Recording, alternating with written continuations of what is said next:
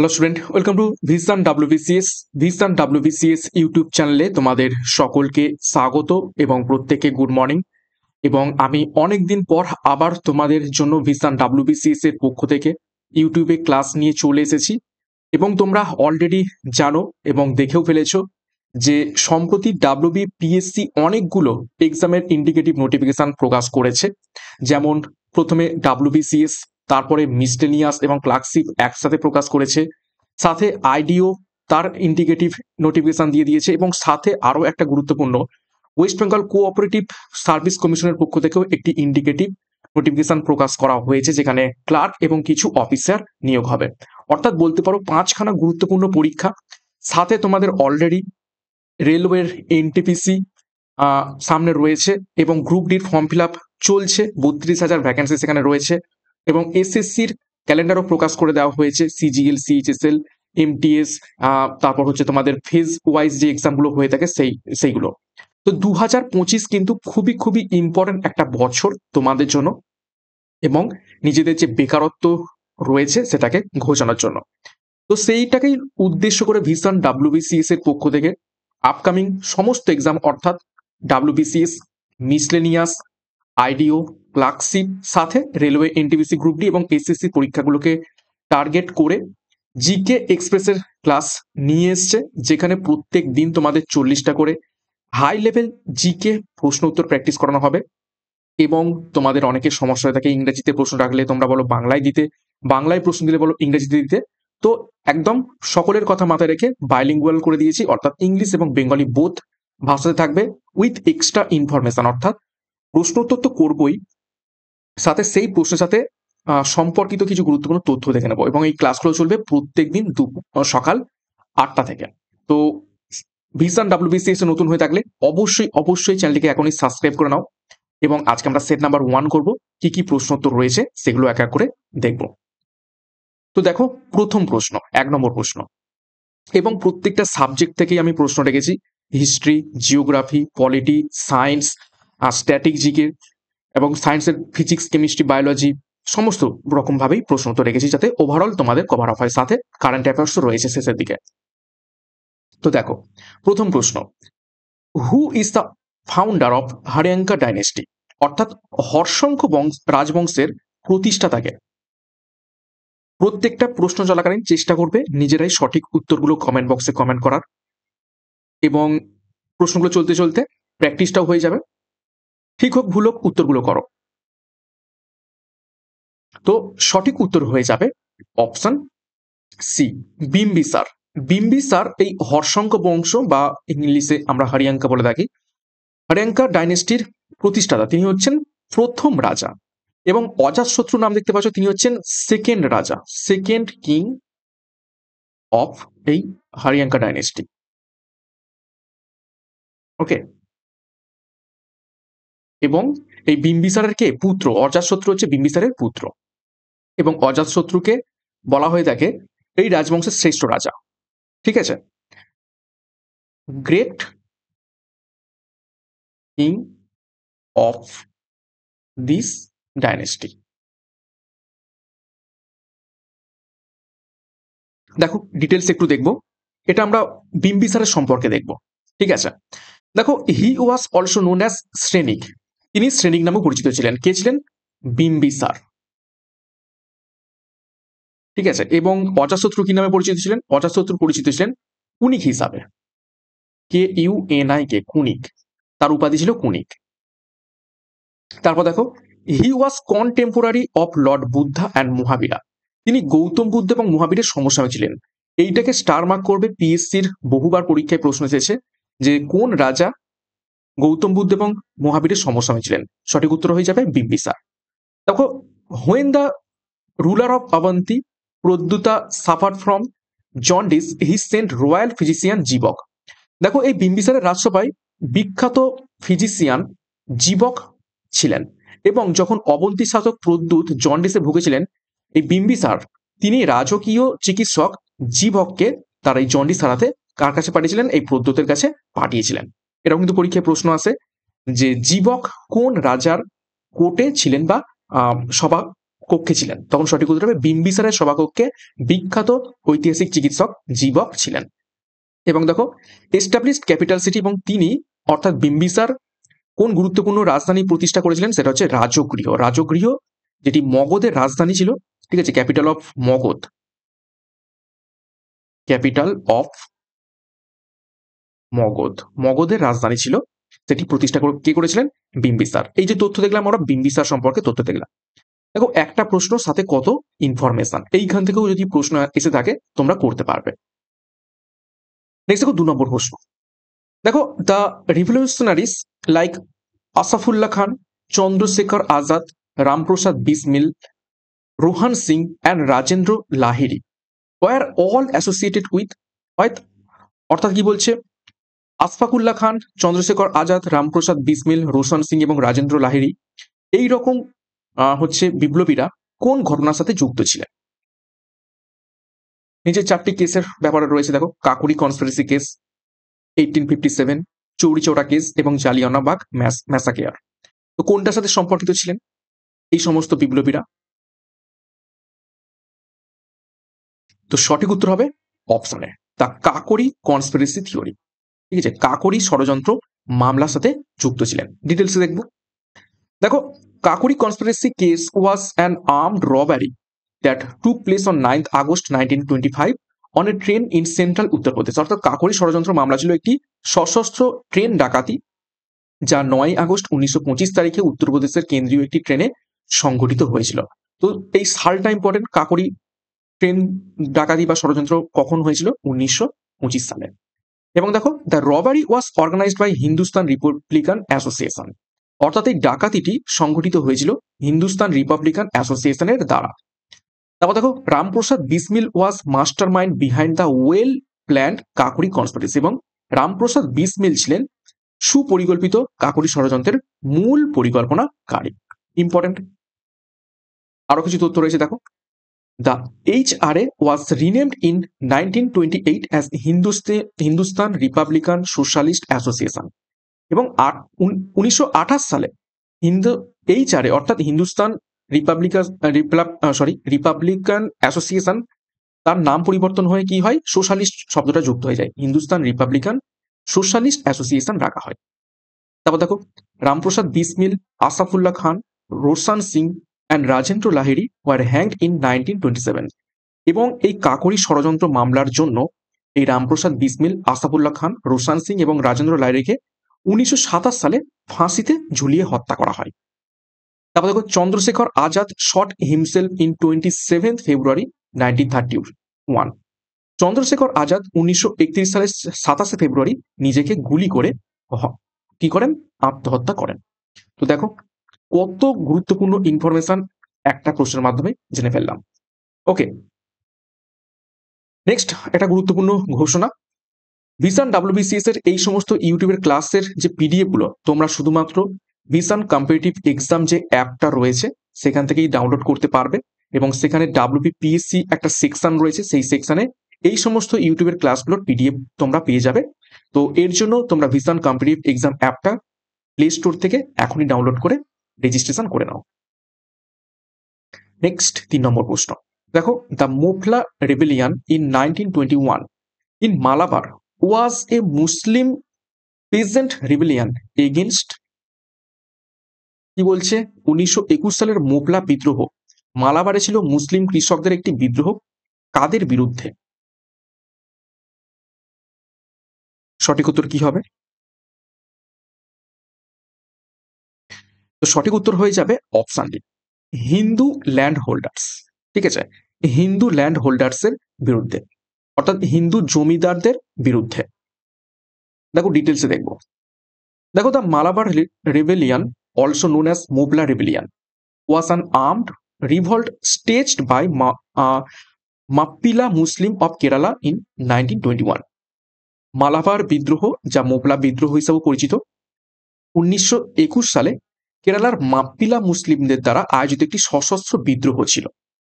তারপর দেখো the freedom fighter Variyam Kunnath Kunjahammad Haji led the Moplah আপস্ট্রিং against the British in Kerala's Malabar region, অর্থাৎ স্বাধীনতা সংগ্রামী ভরিয়াম কোন্টা কুঞ্জা আহমেদ হাজি এই মালাবারের কেরালায় ব্রিটিশদের বিরুদ্ধে মোবলা বিদ্রোহ পরিচালনা করেছিলেন, অর্থাৎ তিনিই ছিলেন কে নেতা।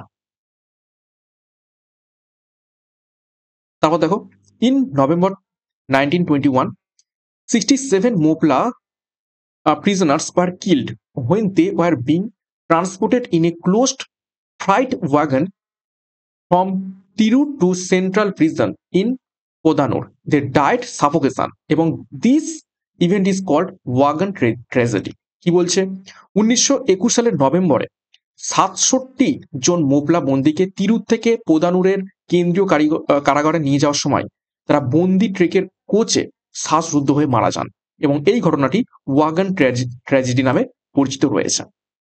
তো ভিভিআই করবে এই ইনফরমেশন গুলোকে। নেক্সট দেখো 4 নম্বর প্রশ্ন, the Rowlatt act was passed in. Rowlatt act কোন সালে পাস হয়েছিল? ইজি প্রশ্ন, কিন্তু ডাব্লিউবিপিএসসির ফেভারিট প্রশ্ন, প্রায় বছর ঘুরিয়ে ফিরিয়ে দিয়ে থাকে। তো সঠিক উত্তর হবে অপশন সি, 1919 সালে। ডিটেলস দেখো, দেখো it is also known as an anarchical and revolutionary crime act 1919 or black act.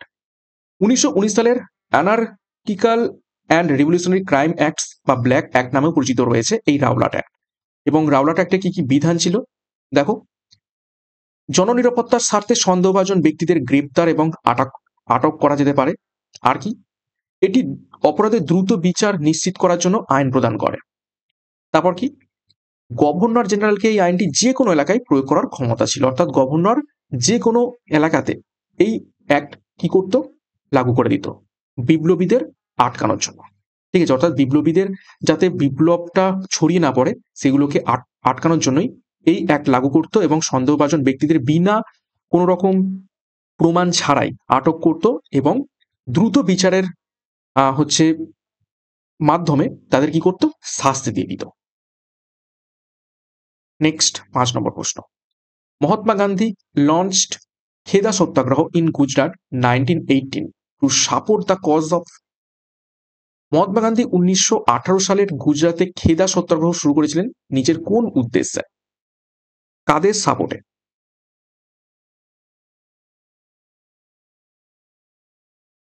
তো সঠিক উত্তর হবে অপশন সি, দ্য পিজেন্ট, অর্থাৎ কৃষকদের সাপোর্টে। দেখো ডিটেলস, ইট ওয়াজ থার্ড সত্যাগ্রহ মুভমেন্ট আফটার চম্পারণ সত্যাগ্রহ 1915 এবং আহমেদাবাদ মিল স্ট্রাইক 1917, অর্থাৎ এটি ছিল তৃতীয় সত্যাগ্রহ। কোনটা? এই খেদা সত্যাগ্রহ। খেদা সত্যাগ্রহ হচ্ছে মহাত্মা গান্ধীর তৃতীয় সত্যাগ্রহ। চম্পারণ সত্যাগ্রহ 1915 এবং আহমেদাবাদ মিল ধর্মঘট 1917 পর, অর্থাৎ চম্পারণ হচ্ছে প্রথম আর আহমেদাবাদ মিল ধর্মঘট এটা হচ্ছে দ্বিতীয়। নেক্সট দেখো 6 নম্বর প্রশ্ন, east India association was set up in. East India association কোন সালে প্রতিষ্ঠিত হয়েছিল? ভিভিআই করবে।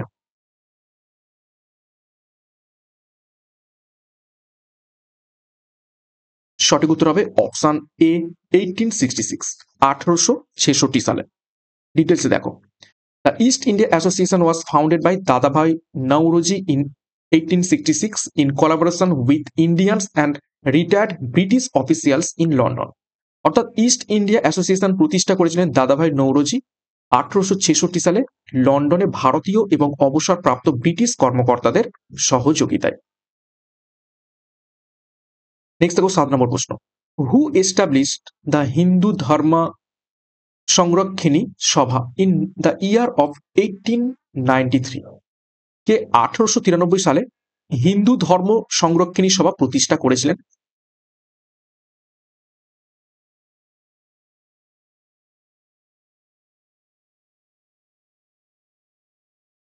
সঠিক উত্তর করার চেষ্টা করবে। তো সঠিক উত্তর হবে option D, Damodar and Balakrishna Chapekar. এদের একত্রে কি বলা হতো? চাপেকর ব্রাদার্স। ঠিক আছে, চাপেকর ব্রাদার্স এই হিন্দু ধর্ম সংরক্ষণী সভা 1893 সালে প্রতিষ্ঠা করেছিলেন। নেক্সট দেখো 8 নম্বর প্রশ্ন, Bande Mataram was a series of articles published in the year 1907 by বন্দে মাতরম 1907 সালে প্রকাশিত একটি প্রবন্ধের সিরিজ ছিল। এটি প্রকাশ করেছিলেন নিচের কোন ব্যক্তি?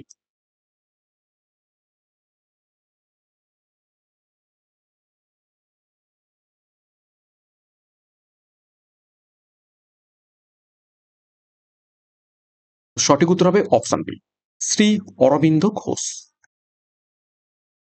দেখো ডিটেলসে, Shri Aurobindo edited Vande Mataram and English language journal founded by Bipin Chandrapal in 1905। অর্থাৎ এই যে বন্দে মাতরম এটা হচ্ছে একটা ইংলিশ জার্নাল ছিল যেটা প্রতিষ্ঠা করেছিলেন কে? বিপিন চন্দ্রপাল 1905 সালে, এবং তার এডিটর কে ছিলেন? অরবিন্দ। দেখো শ্রী অরবিন্দ বন্দে মাতরম সম্পাদনা করেছিলেন। এটি একটি ইংরেজি ভাষার পত্রিকা যা 1905 সালে বিপিন চন্দ্র পালের দ্বারা প্রতিষ্ঠিত হয়েছিল, এবং it was first released on August 6, 1906। এবং এই বন্দে মাতরম পত্রিকা প্রথম প্রকাশিত হয়েছিল 1906 সালের 6 আগস্ট। নেক্সট দেখো 9 নম্বর প্রশ্ন, who was admired as the tempestuous Hindu in 1893 at world parliament of religious in Chicago? 1893 সালে শিকাগোর বিশ্বের ধর্ম সংসদে উত্তাল হিন্দু হিসাবে প্রশংসিত হয়েছিলেন নিচের কোন ব্যক্তি? এর উত্তর প্রত্যেকে পারবে আশা করছি। তো অবশ্যই সঠিক উত্তর হবে অপশন ডি, স্বামী বিবেকানন্দ। দেখো ডিটেলসে, he founded the Ramakrishna mission in May 1897। তিনি 1897 সালের মে মাসে রামকৃষ্ণ মিশন প্রতিষ্ঠা করেছিলেন, এবং he died in 1902 at Belur Math in present day West Bengal, এবং 1902 সালে পশ্চিমবঙ্গের বর্তমানে বেলুর মঠে মৃত্যুবরণ তিনি করেন। নেক্সট 10 নম্বর প্রশ্ন দেখো, who were associated with the Indian League established in 1875 in Calcutta? নিচের কোন ব্যক্তিত্বগণ 1875 সালে কলকাতায় প্রতিষ্ঠিত ভারতীয় লীগের সাথে যুক্ত ছিলেন? তারা কে?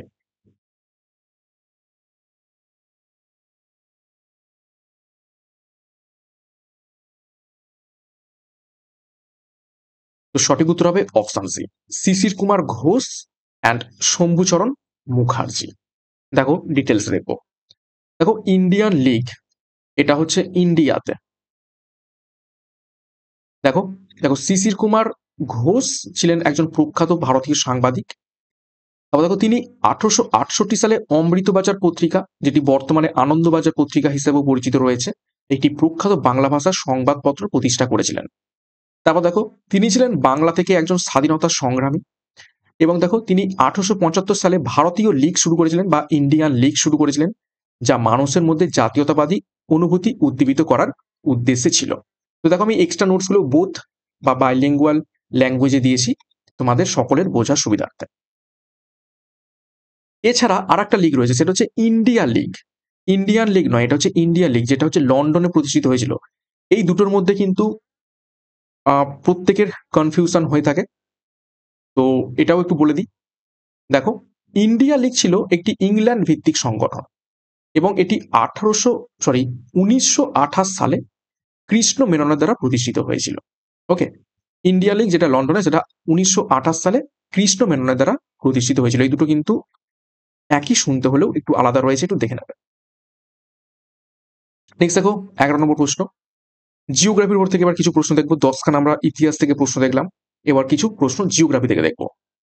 দেখো Tadoba national park, known for sheltering tigers, panthers and bears, is located in? Tadoba national park, যা বাঘ, প্যান্থার এবং ভাল্লুকের জন্য পরিচিত, কোথায় অবস্থিত রয়েছে নিচের কোন রাজ্যে?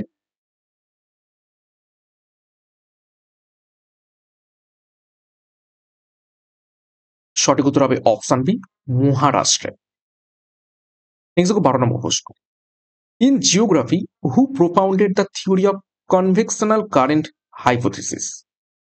ভূগোলের মধ্যে কে কনভেকশনাল কারেন্ট হাইপোথিসিস তত্ত্বটি প্রস্তাব করেছিলেন? এটাকে ভিভিআই করবে, ডাব্লিউবিপিএসসির বিগত বছরের প্রশ্ন, সম্ভবত ডাব্লিউবিসিএস এসেছিল এই প্রশ্ন, ইম্পর্টেন্ট। কনভেকশনাল কারেন্ট হাইপোথিসিস কি? প্লেট টেকটনিক থিওরি, ঠিক আছে, যার উপর ভিত্তি করে পরবর্তীকালে প্লেট টেকটনিক থিওরি চলে এসেছে। তো কে দিয়েছিলেন? সঠিক উত্তর হবে অপশনে আর্থার হোমস। 13 নম্বর প্রশ্ন দেখো, Apatanis are the tribe found in, Apatani জনগণ কোথায় বসবাস করে থাকে? নিচের কোন রাজ্যে আমরা এই আপাতানি উপজাতি সম্প্রদায়ের মানুষজনদের দেখতে পেয়ে থাকি?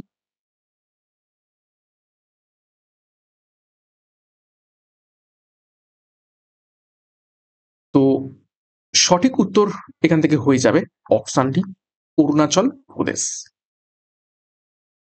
নেক্সট দেখো 14 নম্বর প্রশ্ন, the largest river of all the west flowing river of peninsular in India is, অর্থাৎ উপদ্বীপ ভারতবর্ষের সব পশ্চিমমুখী নদীর মধ্যে সব থেকে বড় নদী নিচের কোনটি?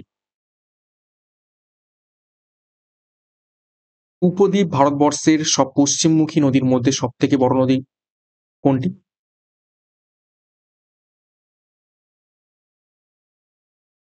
তো সঠিক উত্তর হবে অপশনটি নর্মদা।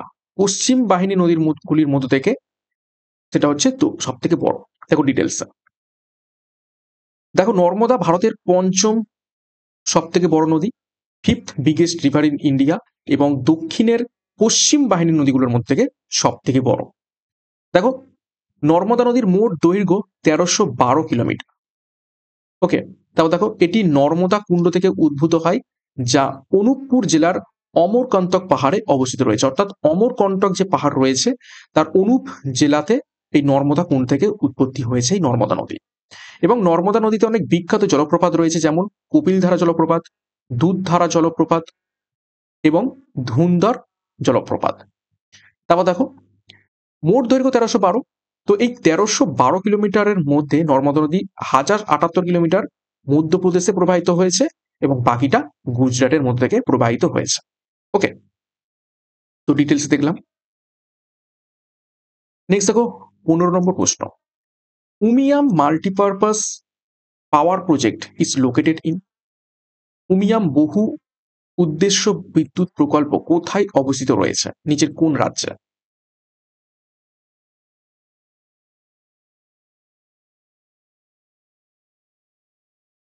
তো সঠিক উত্তর হবে অপশন বি মেঘালয়, মেঘালয়তে। 16 নম্বর প্রশ্ন দেখো, the zone of low atmospheric pressure and ascending air located at or near or equator is called, অর্থাৎ নিম্ন বায়ুমণ্ডলীয় চাপ এবং উঠতি বাতাসের অঞ্চল যা নিরক্ষরেখা বা তার কাছাকাছি অবস্থিত তাকে কি বলা হয়ে থাকে? ইম্পর্টেন্ট, এটা মূলত পৃথিবী যদি এরকম ভাবে আঁকি মাঝখান থেকে 0 ডিগ্রি গেছে, ঠিক আছে, তো উপরের প্রায় 5 ডিগ্রি আর নিচের 5 ডিগ্রি, 5 ডিগ্রি নর্থ এবং 5 ডিগ্রি সাউথ পর্যন্ত এই জোনটা কাজ করে থাকে। এবং এটাকে কি বলা হয় থাকে? এটাকে বলা হয় থাকে অপশনে inter tropical convergence Jones, ITCZ। এইটুকু এরিয়াকে বলা থাকে কি? ITCZ। নেক্সট 17 নম্বর প্রশ্ন দেখো, কিছু আমরা সায়েন্স থেকে প্রশ্ন উত্তর দেখে নেব। দেখো ফিজিক্স থেকে প্রথম প্রশ্ন, radio carbon is produced in atmosphere as a result of, radio carbon বায়ুমণ্ডলের কোন কারণে উৎপন্ন হয়? দেখো 4টে অপশন রয়েছে, ভালো করে দেখে উত্তর করবে। Collision between first neutrons and nitrogen nuclei present in atmosphere, অর্থাৎ তড়িৎ নিউট্রনের সাথে বায়ুমণ্ডলে উপস্থিত নাইট্রোজেনের নিউক্লিয়াসের সংঘর্ষের ফলে, নাকি সূর্যের অতিবেগুনি রশ্মির প্রভাব বায়ুমণ্ডলীয় অক্সিজেনের উপর পড়ে বলে, নাকি সূর্যরশ্মি বিশেষত মহাজাগতিক রশ্মির প্রভাব বায়ুমণ্ডলে উপস্থিত কার্বন ডাইঅক্সাইডের উপর পড়ে বলে, নাকি বায়ুমণ্ডলে বজ্রপাতের ফলে? কি কারণে রেডিও কার্বন উৎপন্ন হয়ে থাকে?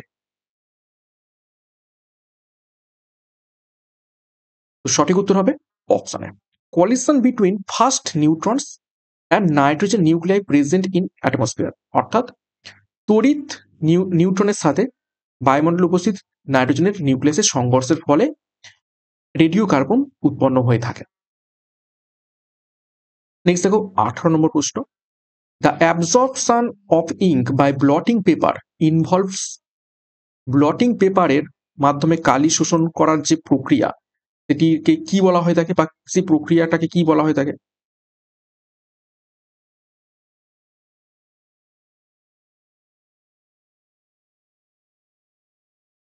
তো সঠিক উত্তর হবে option B, capillary action phenomenon.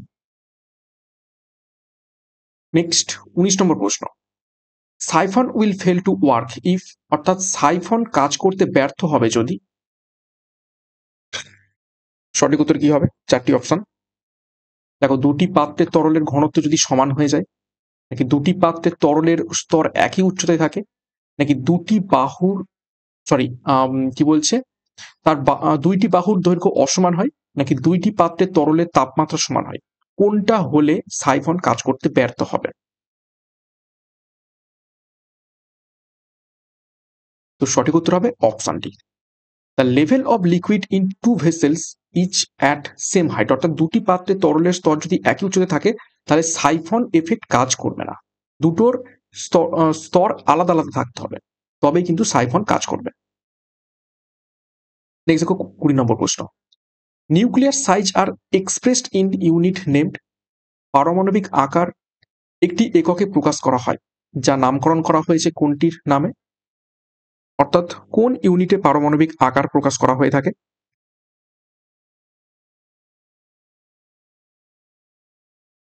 সঠিক উত্তর হবে অপশন এ, ফার্মি। দেখো, Fermi a unit of length equal to 10⁻⁻15 metre, অর্থাৎ 1 ফেমটোমিটার। 21 নম্বর প্রশ্ন, the number of moles of solute present in 1 kg of solvent is called its. 1 kilogram দ্রাবকের মধ্যে দ্রাবক পদার্থের মোল সংখ্যা কি নামে পরিচিত রয়েছে? অর্থাৎ 1 কিলোগ্রাম দ্রাবকের মধ্যে যে সংখ্যক দ্রাব্য পদার্থ মিশ্রিত থাকে তাকে আমরা কি বলে থাকি? সঠিক উত্তর হবে অপশন এ, মোলালিটি বলে থাকি। দেখো, মোলালিটি হলো একটি দ্রবণের বৈশিষ্ট্য যা দ্রাবক প্রতি মোলের সংখ্যা দ্বারা সংজ্ঞায়িত হয়। নেক্সট দেখো 22 নম্বর প্রশ্ন, দেখো, the most electronegative element among the following is, নিচের মধ্যে সব থেকে বৈদ্যুতিক ধনাত্মক উপাদান নিচের কোনটি?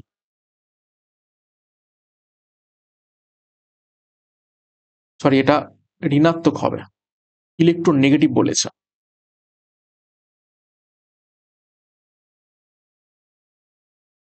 নিচের মধ্যে সব থেকে বৈদ্যুতিক ঋণাত্মক উপাদান নিচের কোনটি? তড়িৎ ঋণাত্মক, যেটাকে বলা থাকে তড়িৎ ঋণাত্মক, ইলেকট্রোনেগেটিভ।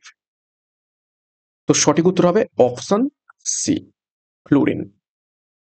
এবং সর্বনিম্ন বৈদ্যুতিন ধনাত্মক বা সর্বাধিক, ঠিক আছে, দেখো লিস্ট ইলেকট্রো নেগেটিভ এটা হবে সর্বনিম্ন তড়িৎ ঋণাত্মক, এবং কি বলছে মোস্ট ইলেকট্রো পজিটিভ সর্বাধিক হচ্ছে তড়িৎ ধনাত্মক, সেটা হচ্ছে ফ্রান্সিয়াম।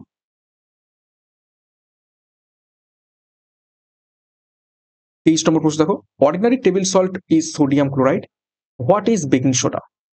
সাধারণ টেবিল লবণ হলো সোডিয়াম ক্লোরাইড, তাহলে বেকিং সোডা নিচের কোনটি? বেকিং সোডার যে রাসায়নিক নাম সেটি কি?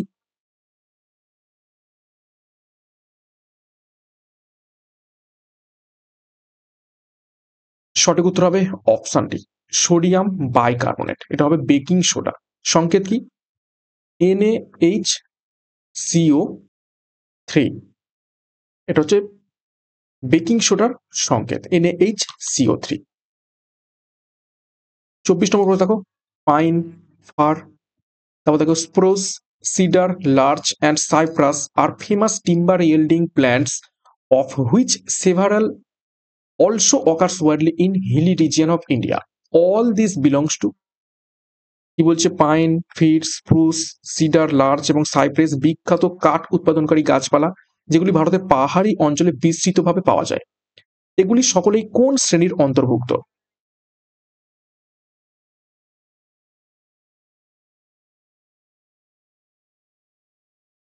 সঠিক উত্তর হবে অপশন বি, জিমনিওস্পার্ম শ্রেণীর অন্তর্ভুক্ত।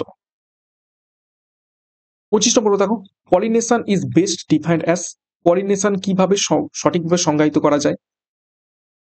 চারটি অপশন দেখো, transfer of pollen from another to stigma, germination of pollen grains, growth of pollen tube in ovule এবং visiting flowers by insect.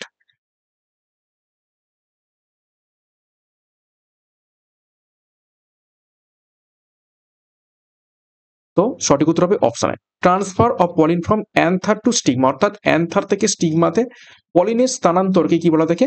Pollination বলা হয়ে থাকে। 26, the correct chronological order of formation of Haryana, Sikkim, Arunachal Pradesh and Nagaland as full state of India Union is, Haryana, Sikkim, Arunachal Pradesh এবং নাগাল্যান্ডকে ভারতের পূর্ণ রাজ্য হিসাবে গঠন করার সঠিক কালানুক্রম পরম্পরা নিচের কোনটি? সায়েন্সের প্রশ্ন দেখে নিলাম, এবার কিছু আমরা কোয়ালিটির উপর থেকে বা সংবিধানের উপর থেকে গুরুত্বপূর্ণ প্রশ্ন দেখব। তো 26 নম্বর প্রশ্নের সঠিক উত্তর কি হবে? তো সঠিক উত্তর হবে অপশন ডি, নাগাল্যান্ড আগে ভারতের পূর্ণ রাজ্যের মর্যাদা পেয়েছে, তারপরে হরিয়ানা, তারপরে সিকিম, তারপরে অরুণাচল প্রদেশ। দেখো সালগুলো, নাগাল্যান্ড 1963 সালে, হরিয়ানা 1966 সালে, সিকিম 1975 সালে এবং অরুণাচল প্রদেশ 1987 সালে। সিকিমটা খুবই গুরুত্বপূর্ণ, ঠিক আছে, কেননা 36তম সংশোধনী, পরীক্ষায় প্রশ্ন আসে, 36তম সংশোধনীর মাধ্যমে সিকিমকে পূর্ণ রাজ্যের তকমা দেওয়া হয়। 27 নম্বর প্রশ্ন, by which constitutional amendment act was the number of Lok Sabha seats increased from 225 to 245? কোন সাংবিধানিক সংশোধনী আইনের মাধ্যমে লোকসভার আসন সংখ্যা 525 থেকে 545 বাড়ানো হয়েছিল?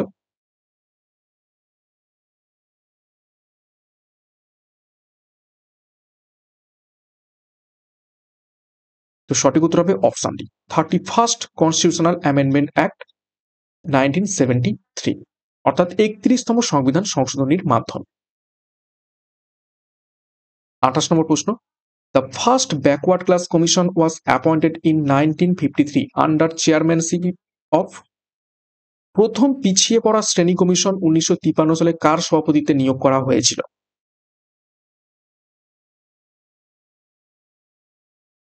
একদম বাছাই করা প্রশ্ন উত্তর করাচ্ছি তোমাদের জন্য, ক্লাসগুলো প্রত্যেকদিন ফলো করবে। সঠিক উত্তর হবে অপশন সি, কাকা খেলাকার। তো দেখো এখানে আমাদের মন্ডল কমিশন ব্যাপারও দেখতে হবে, কারণ এটা খুবই গুরুত্বপূর্ণ একটি কমিশন ব্যাকওয়ার্ড ক্লাসদের জন্য। দেখো মন্ডল কমিশন 1 জানুয়ারি 1979 সালে বিপি মন্ডলের সভাপতিত্বে গঠন করা হয়। এটি 31 ডিসেম্বর 1980 তার প্রতিবেদন জমা দেয় এবং কমিশনের দ্বিতীয় ভাগের সুপারিশ ছিল কেন্দ্রীয় শিক্ষা প্রতিষ্ঠানে অন্যান্য অনগ্রসর শ্রেণী অর্থাৎ ওবিসিদের জন্য সংরক্ষণ। তো খুবই খুবই গুরুত্বপূর্ণ। নেক্সট 29 নম্বর প্রশ্ন দেখো, the disqualification of members of parliament and the state legislature on the ground of defection has been provided in, দেখো বিরোধিতার কারণে সংসদ সদস্য এবং রাজ্য আইনসভাগুলির অযোগ্যতা কোথায় প্রদান করা হয়েছে?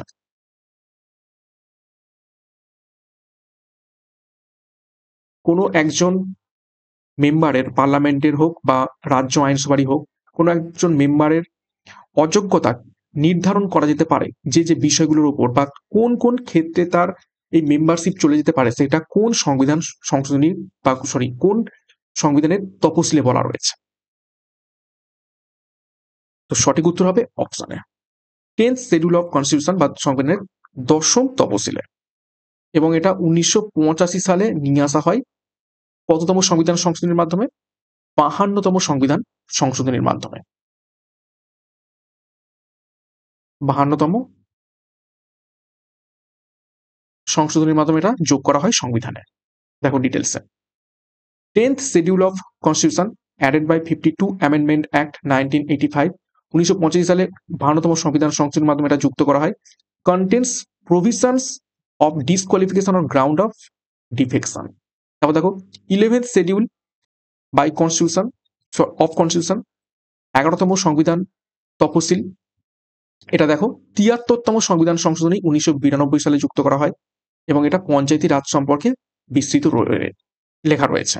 তারপর দেখো সেভেন্থ শিডিউল, এখানে কি রয়েছে, এটা ৩টে লিস্টের ব্যাপারে বলছে এবং যে ক্ষমতা gives allocation of powers and functions between union state, অর্থাৎ কেন্দ্র এবং রাজ্যের মধ্যে যে ক্ষমতা বন্টন সেটা লেখা রয়েছে এবং ৩টে লিস্ট রয়েছে এখানে, ইউনিয়ন লিস্ট, স্টেট লিস্ট এবং কনকারেন্ট লিস্ট। দেখো ইউনিয়ন লিস্টে অরিজিনালি ৯৭টা সাবজেক্ট ছিল কিন্তু বর্তমানে বেড়ে ১০০টি রয়েছে।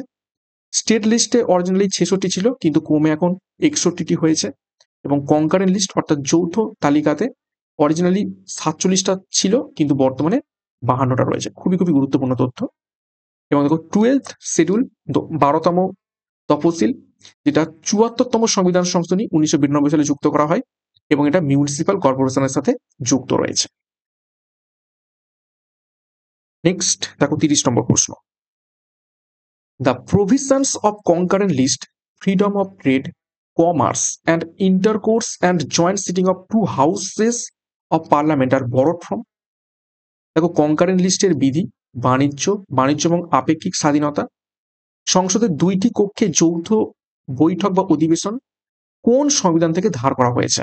তোমরা জানো আমাদের সংবিধানের বিভিন্ন যে ধারা, বিভিন্ন ব্যাপার স্যাপার, সেগুলো বিভিন্ন দেশের সংবিধানকে অনুকরণ করে বা সেই সমস্ত দেশের সংবিধান থেকে নিয়ে আসা হয়েছে।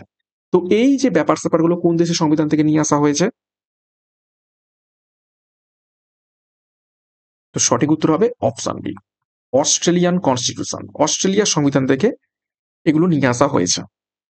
দেখো ডিটেলসে অস্ট্রেলিয়ান কনস্টিটিউশন কি কি নিয়ে আসা হয়েছে দেখো, principle of cooperative federalism, freedom of interstate trade, commerce and intercourse and idea of concurrent list. তারপর দেখো ইউকের কনস্টিটিউশন থেকে কি কি নিয়ে আসা হয়েছে, law making procedure, parliamentary government, rule of law, single citizenship এবং ক্যাবিনেট সিস্টেম। আচ্ছা ইউএস কনস্টিটিউশন থেকে কি কি নিয়ে আসা হয়েছে দেখো, fundamental rights, independent judiciary, judicial review, procedure for removal of জাজেস of supreme court and high courts এবং রোল অফ ভাইস প্রেসিডেন্ট। এবং আইরিশ কনস্টিটিউশন থেকে কি কি নিয়ে আসা হয়েছে, directive principal of state policy অর্থাৎ DVSP, method of presidential election, রাষ্ট্রপতি নির্বাচন কিভাবে হবে, এবং নমিনেটিং মেম্বার্স অব রাজ্যসভা, রাজ্যসভার যে মেম্বারদের নমিনেশন করা হয়ে থাকে সেই ব্যাপারে ধারণা আইরিশ কনস্টিটিউশন থেকে নিয়ে আসা হয়েছে। তো খুবই খুবই গুরুত্বপূর্ণ তথ্য সংবিধানের সোর্স সম্পর্কিত। নেক্সট দেখো ৩১ নম্বর প্রশ্ন, who gave the call for evergreen revolution? কে এভারগ্রিন রেভলিউশনের আহ্বান করেছিলেন বা সবুজ বিপ্লবের ডাক কে দিয়েছিলেন? ইকোনমিক্স থেকে দুখানা প্রশ্ন দেখব, তো অবশ্যই সঠিক উত্তর হবে আমাদের দেশে অপশনে এম এস স্বামীনাথন। নেক্সট দেখো 32, open market operation is a part of. Open market operation কোনটির একটি অংশ? 4টি অপশন রয়েছে, credit policy, debit policy, deposit policy নাকি নান অফ দিস।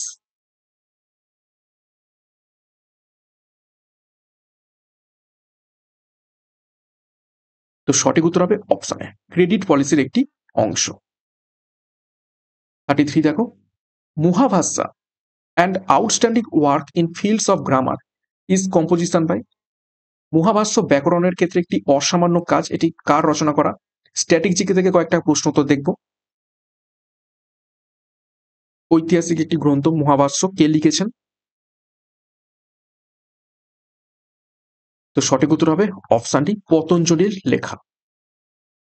34 দেখো, who among the following was the first to trace relation round head of Bengali people with mongoloid characteristic?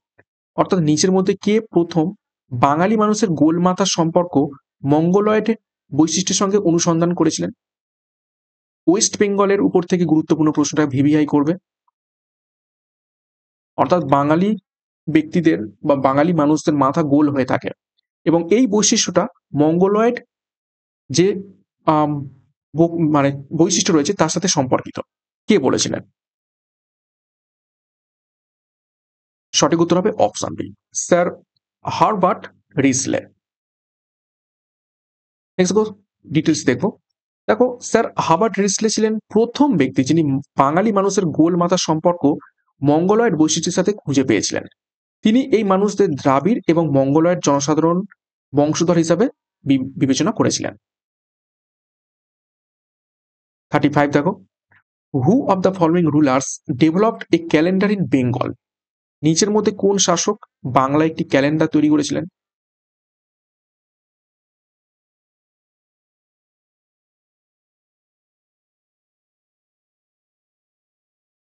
তো সঠিক উত্তর হবে অপশানে শশাঙ্ক। নেক্সট দেখো 36, who among the following had called Rabindranath Tagore as the great sentinel? নিচের মধ্যে কে রবীন্দ্রনাথ ঠাকুরকে দ্য গ্রেট সেন্টিনেল বলে অভিভূত করেছিলেন? চারজন বিখ্যাত ব্যক্তির নাম রয়েছে।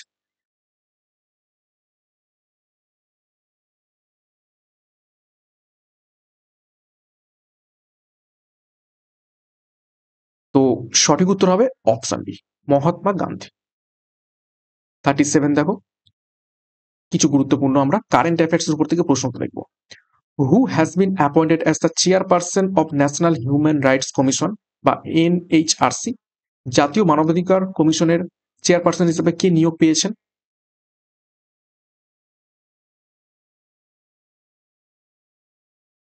সঠিক উত্তর কি হবে?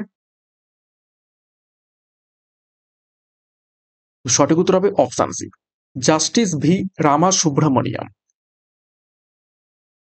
38, on which date is national consumer day celebrated annually? জাতীয় গ্রাহক দিবস প্রতি বছর কোন তারিখে উদযাপিত হয়?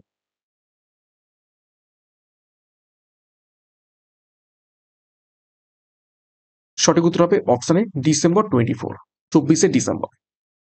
39 দেখো, what rank did India achieve in network readiness index 2024? 2024 সালে নেটওয়ার্ক প্রস্তুতি সূচকে ভারত কোন অবস্থান অর্জন করেছে?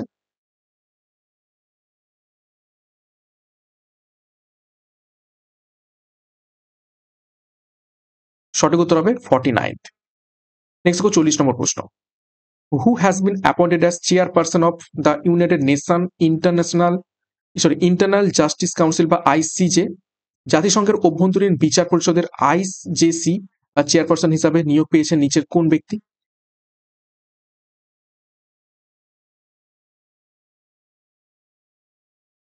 তো সঠিক উত্তর হবে অপশানে জাস্টিস মদন বি লোকুর। ওকে, তো 40টা প্রশ্ন ছিল এই পর্যন্ত। এরপর দুখানা হোমওয়ার্ক তোমাদের। এই দুটো প্রশ্নের সঠিক উত্তর কি হবে তোমরা কমেন্ট বক্সে কমেন্ট করে জানাবে। দেখো, entomology is the science of studies. Entomology হলো সেই বিজ্ঞান যা অধ্যয়ন করে নিচের কোনটি? এটা একটা প্রশ্ন তোমাদের।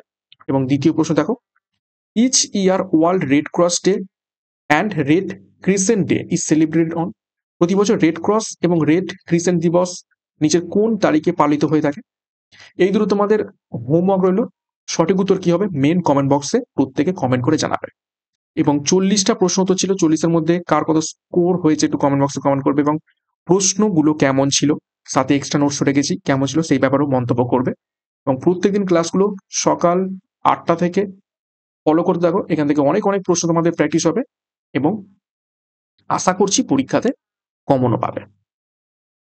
ক্লাসটা শেষ করবো তার আগে আরো একবার বলি, ভিসান ডাব্লিউবিসিএস এর এই সমস্ত ইউটিউব ক্লাসের পিডিএফ ডাউনলোড করার জন্য আমাদের ভিসান কম্পিটিটিভ এক্সাম অ্যাপটা ডাউনলোড করো এবং সেখানে ডাব্লিউবিপিএসসি সেকশন রয়েছে, সেখান থেকে পিডিএফ গুলো তোমরা ডাউনলোড করতে পারবে। তো আজকের ক্লাসটা এখানে শেষ করছি। প্রত্যেককে থ্যাংক ইউ, বাই।